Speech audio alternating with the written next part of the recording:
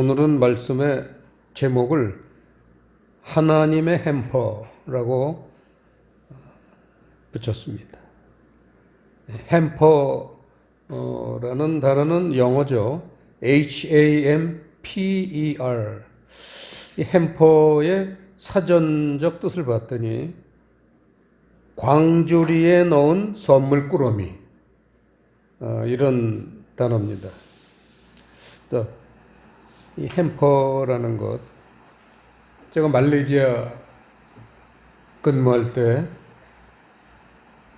많이 봤습니다. 집집마다 그 현관에 그렇게 그 대바구니 꾸러미들이 즐비합니다. 아주 집집마다. 보면은 이제 가게 가면요, 어느 가게, 꽃가게도 그렇고 무슨 뭐 가게마다 햄퍼 준비가 돼 있어요. 왜냐면 햄퍼라는 그런 문화가 아주 우리나라로 치면 택배 같은 거죠. 택배가 유행하듯이 햄퍼가 아주 유행합니다. 그래서 가게 가서 뭐 사탕이라든지 초콜릿이라든지 또 그 사람이 좋아하는 어떤 특별한 선물이라든지 또 뭐 성인들은 술, 뭐 담배 이런 기호품도 넣을 수 있고 해가지고 골라놓고 선물을 골라놓고는 돈을 지불하고 주소를 주고 그리고 이제 카드에다가 뭐 메시지 전할 거 있으면 전하고 그리고 가면요 가게 주인이 알아서 그 선물 크기만한 그 바구니 대바구니죠 광주리 그거를 선택을 해서 거기다가 보기 좋게 꽂아 놓고 이렇게 또 주변에 뭐 이렇게 모양도 가꿉니다. 꽃도 좀 꽂든지 하고 혹은 이렇게 뭐 헝겊을 이렇게 싸가지고 그래가지고는 그걸 그 주소대로 그 집에 현관 앞에 딱 놓고 가는 겁니다. 사람을 부르질 않아요. 그러니까 그 집안에 살던 사람이 이렇게 밖에 나왔다가 탁 보니까 선물이 와 있단 말이에요. 그러면 기쁨이 아주 커집니다. 갑자기 선물을 보니까 그래서 그 선물을 들고 들어가서 이제 하나하나 뜯어보면서 좋아하고 이제 그런 문화가 말레이시아는 굉장히 특히 젊은 사람들 또 중년들 굉장히 유행합니다. 오늘은 제목이 하나님의 햄퍼입니다. 하나님이 보내는 햄퍼. 그게 오늘 본문의 내용이죠. 그 하나님이 보내주시는 그 햄퍼의 가장 특징은 은혜로 주신다는 거예요. 은혜라는 거 여러분 알지만 값없이 받는 것, 값없이 주는 것, 그게 은혜입니다. 햄퍼를 받는 사람은 돈 들어갈 게 없어요. 그냥 자기네 그 현관 앞에 놓여있는 선물 갖고 들어가면 돼요. 내 거 되는 거예요. 가지고 들어가면 내 거 돼요. 하나님의 햄퍼가 그렇다는 거예요. 하나님의 그 햄퍼의 내용은 오늘 8절에 나와 있지만 너희가 그 은혜를 인하여 믿음으로 말미암아 구원을 얻었나니 이것이 너희에게서 난 것이 아니요 하나님의 선물이라. 하나님의 햄퍼라는 거예요. 그 내용은 믿음으로 말미암은 구원이라는 겁니다. 결국은 천국으로 부르시는 어떤 초청장 같은 거라는 거죠. 햄퍼. 그러니까 뭐 차별이 없는 거예요. 남녀노소, 동서고금, 뭐 키가 크고 작고 잘생기고 못생기고 조건이 없어요. 누구에게든지 하나님은 그 사람 사는 곳에 햄퍼를 갖다가 딱 놓으신 거예요. 그 사람은 문 열고 나오고 들어갈 때 아무 때나 그걸 갖고 들어가면 내 거 되는 거예요. 그게 천국 가는 열쇠라는 거죠. 자, 그런데 오늘 이제 여기까지는 뭐 대부분 아시는 내용입니다. 그러면은 오늘 중요한 이제 포인트가 그러면 하나님은 누구에게 은혜를 주시나 이거예요. 누구에게 은혜를 주시나. 다른 말로 하면 하나님의 햄퍼를 눈에 띄게 해주시는 어떤 특징이 있는데, 요소가 있는데 그게 뭐냐. 그걸 성경에서 찾아보면 오늘 두 가지만 찾아보겠습니다. 어떤 사람에게 햄퍼를 주시냐, 눈에 띄게 하시냐. 자, 거기다 어디다 써놓으세요. 잠언서 3장 34절.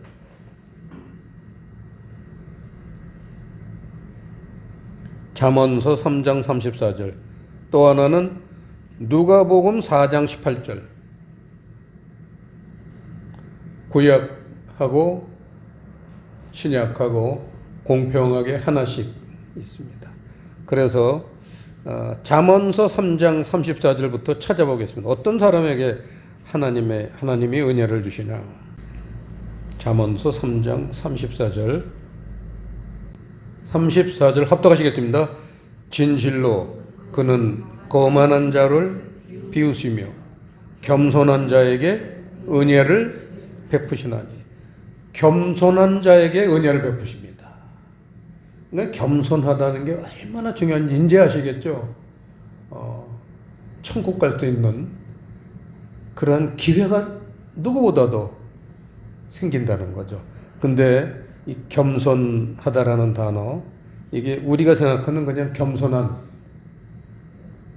뜻이 일부도 있지만 정말 중요한 뜻은 또 있습니다. 칠판을 보시면요, 이 겸손하다라는 단어, 여기에 나온 이 단어를 성경 사전에 보시면 아니라는 단어에 아니, 겸손한 뜻이 여러 가지가 있습니다. 근데 제가 대표적으로 그걸 써놨어요. 고통당한, 억압된, 가난한, 마음 상한, 유순한, 부드러운, 그런 여러 가지 뜻이 있는데 여기 지금 문맥상 이 34절에서 하나님이 겸손한이라는 단어를 쓰셨을 때의 문맥상으로 볼 때 고통당한, 마음 상한 이런 뜻이 더 강해져. 겸손하다, 무슨 유순하다 이런 의미보다는 고통당한, 마음 상한 이런 뜻이라는 거예요. 하나님은 마음이 상한 자, 고통을 당하는 자에게 은혜를 베푸신다. 이것도 또 은혜죠. 고통당해서 참 죽고 싶고 견딜 수 없을 때, 그럴 때 하나님은 값없이 은혜를 베푸신다는 겁니다. 이 얼마나 놀라운 하나님의 세계입니까? 여기서 우리는 정말 무릎을 꿇을 수밖에 없죠.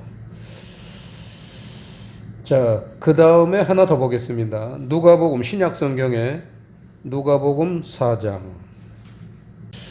사실은 18절인데 그 17절을 보시면요, 선지자 이사야의 글을 드리거늘 책을 펴서 이렇게 기록한 데를 찾으시니 곧.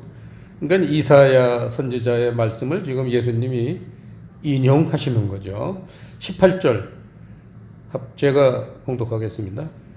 주의 성령이 내게 임하셨으니 이는 가난한 자에게 복음을 전하게 하시려고 내게 기름을 부으시고 나를 보내사 포로된 자에게 자유를, 눈먼 자에게 다시 보게 함을 전파하며 눌린 자를 자유케 하고.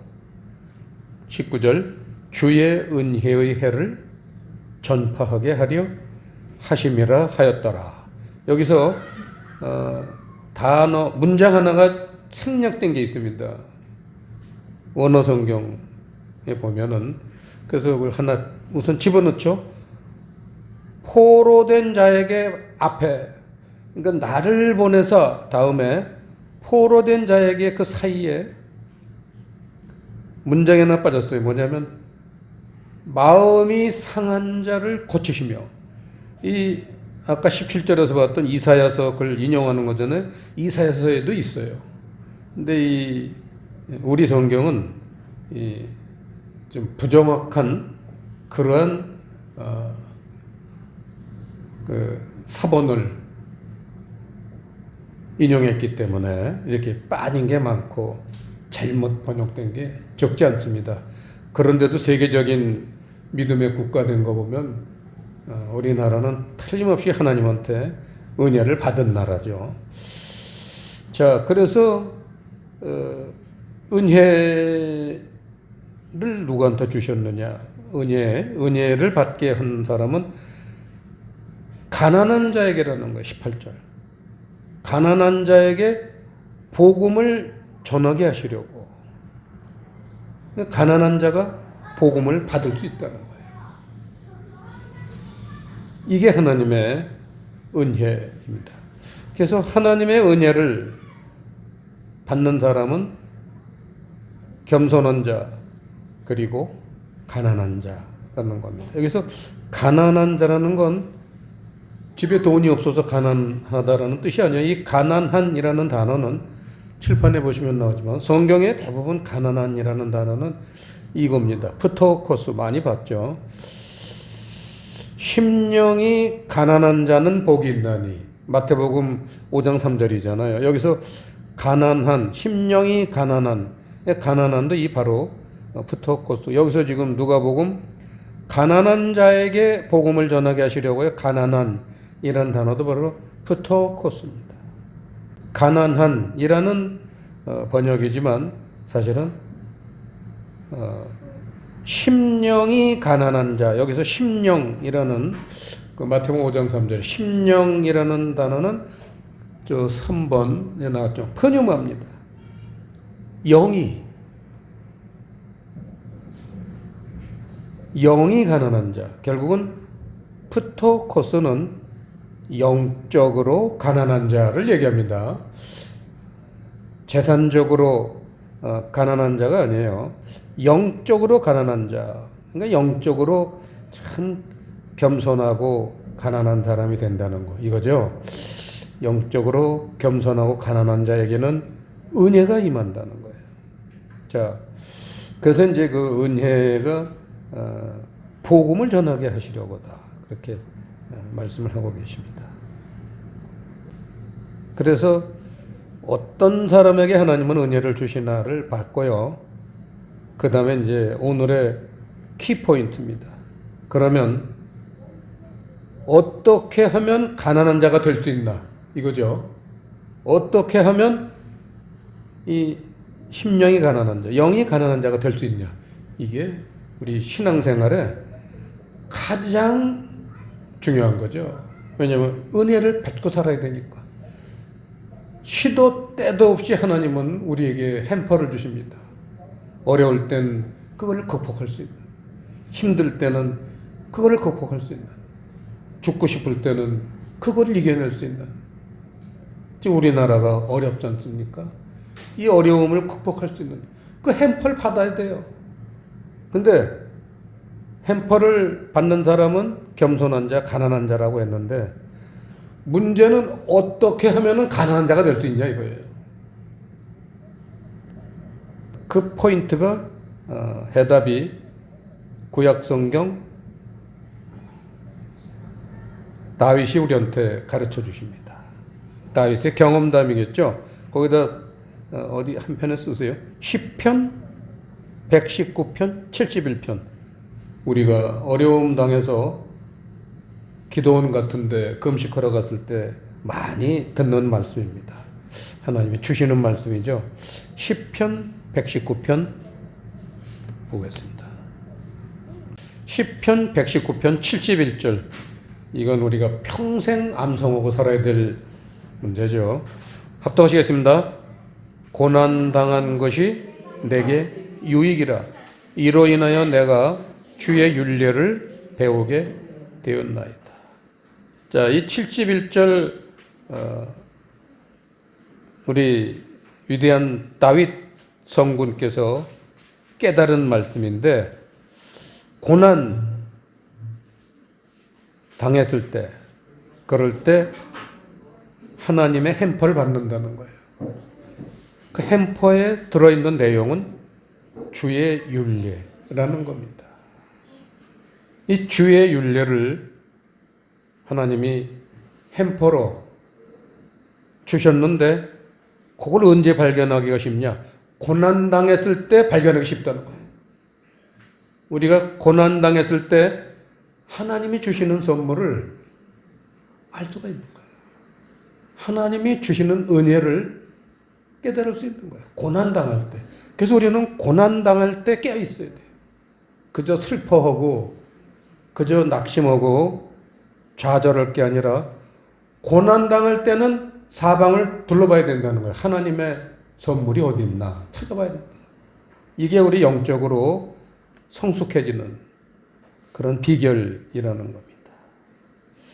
그래서 주의 율례, 이렇게 율례라는 잘 안 쓰는 단어를 썼는데 이거는 호크라는 단어예요. 구약 성경.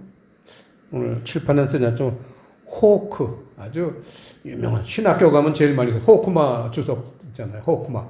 호크라는 단어를 율례라고 번역을 했는데 그거는 계명, 규례, 율법, 법령, 규정, 법규, 뭐 몇치까지가 돼요. 번역한 게요. 7지까지가 됩니다. 7지까지. 아주 많은데 이거를 이 율례를 아주 쉽게 우리가 접하려면요. 거기다가 율례라는 단어 밑에다 뭐라고 썼냐면 다니엘서 9장 13절 이렇게 썼어요. 유다가 멸망을 당해가지고 바벨론한테 70년 포로 생활을 할 때 다니엘이 그 유다 백성들을 향해서 선포한 말씀이죠. 다니엘서 9장을 한번 보시겠습니다. 유다가 왜 멸망했느냐? 한 민족이 왜 멸망하느냐? 한 개인이 왜 멸망해가지고 천국도 못 가고 지옥을 가느냐 이거죠. 아주 중요한 말씀이죠. 다니엘서 9장 13절 합독하시겠습니다. 모세의 율법에 기록된 대로 이 모든 재앙이 이미 우리에게 임하였사오나 우리는 우리의 죄악을 떠나고 주의 진리를 깨닫도록 우리 하나님 여호와의 은총을 간구치 아니하였나이다. 여기서 은총이라는 단어는 은혜하고 똑같은 거죠. 하나님의 은혜를 구해야 되는데 그러려면 두 가지 조건이 있는데 죄악에서 떠나야 되고 주의 진리를 깨달아야 된다는 거예요. 그러니까 주의 진리를 추구하는 사람들에게 또 죄를 십자가에 지려고 하는 사람들, 이런 사람들에게 하나님의 은혜가, 하나님의 선물이 임한다는 거죠. 여기서 진리라는 단어는 아까 시편 119편에서 율례하고 동의어죠. 그러니까 진리는 복음이라는 단어죠. 그래서 한 개인의 운명, 한 나라의 운명은 이렇게 하나님의 선물을 받느냐 못 받느냐에 따라 결정이 된다는 그런 놀라운 교훈입니다.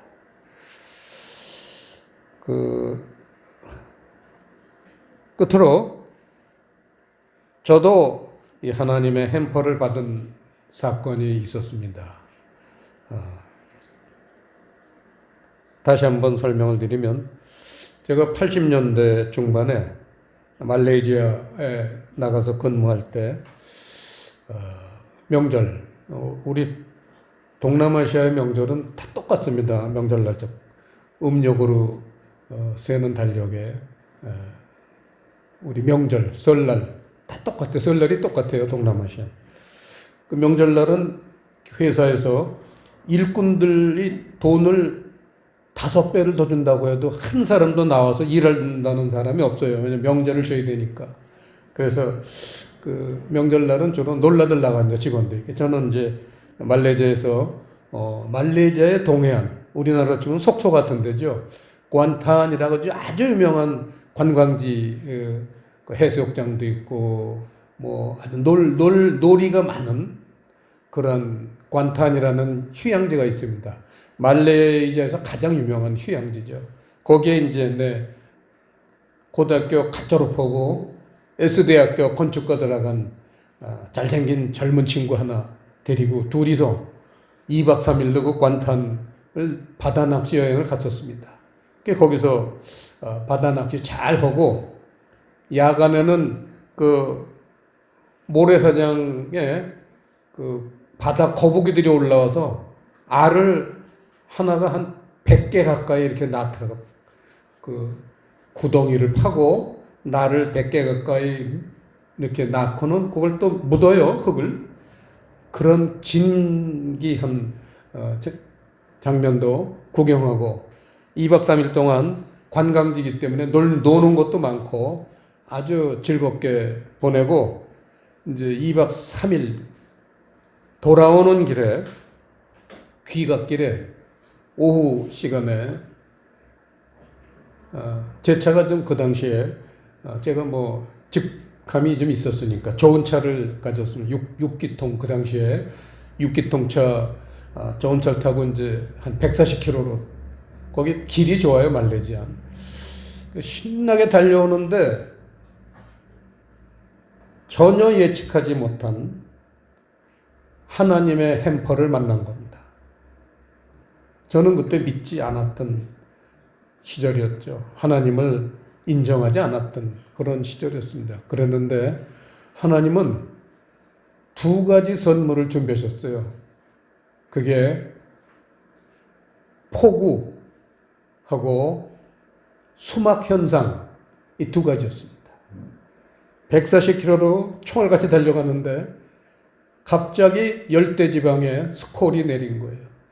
그 열대지방에 그 폭우를 만나면요, 뭐 이렇게 뭘 머리에다 모자를 쓰든지 뭘 이렇게 가려야죠. 그냥 맞으면 머리가 아파요. 그만큼 그 물방울, 빗방울도 굵고 아픕니다. 그 정도로 세죠.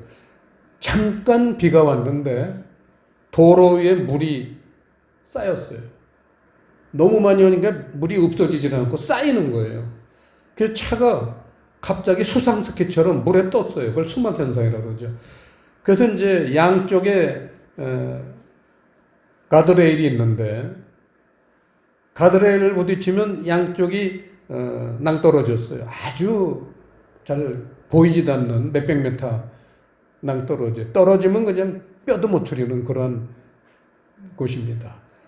그런 데서 갑자기 차가 수상스키처럼 이게 핸들을 아무리 틀어도 말을 안 듣는 거예요. 그래서 아이고 죽었구나 하고 이제 가족들을 생각하고 이게 가드레일로 부딪히러 가는데 순간적으로 그런 생각이 난 거예요. 순간적으로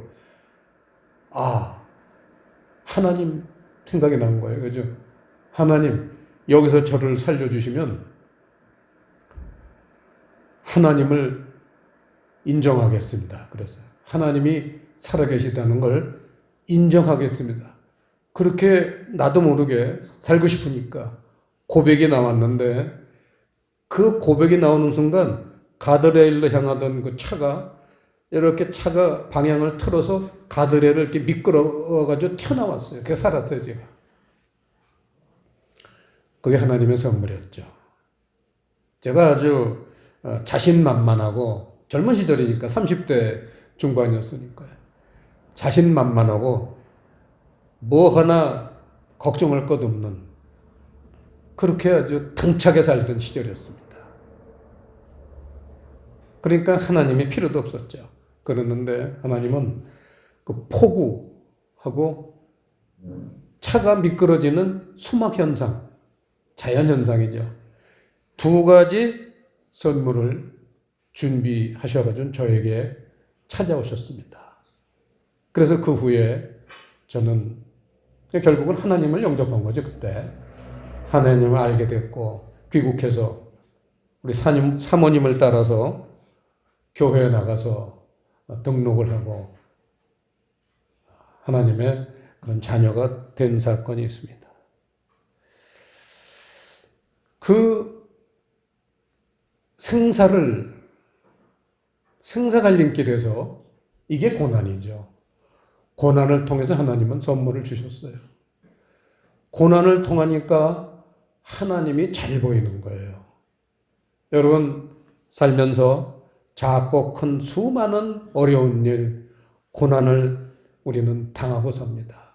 그럴 때마다 우리는 항상 영적인 눈을 부릅뜨고 사방을 봐서 하나님이 무슨 선물을 주시려고 하는 건가? 이러한 자세로 우리가 신앙생활을 한다면 하나님이 주시는 은혜 하나도 놓치지 않고 다 받아서 복받는 여러분 되실 것을 믿습니다. 기도하겠습니다. 아버지 하나님, 오늘 하나님의 햄퍼에 대해서 우리가 자세히 말씀을 통해서 살펴보았습니다. 아둔한 저희들에게 지혜를 주셔서 늘 하나님이 주시는 선물을 우리가 발견하고 깨달을 수 있도록 은총을 베풀어 주시옵소서. 감사를 드리오며 예수님 이름으로 기도드리옵나이다.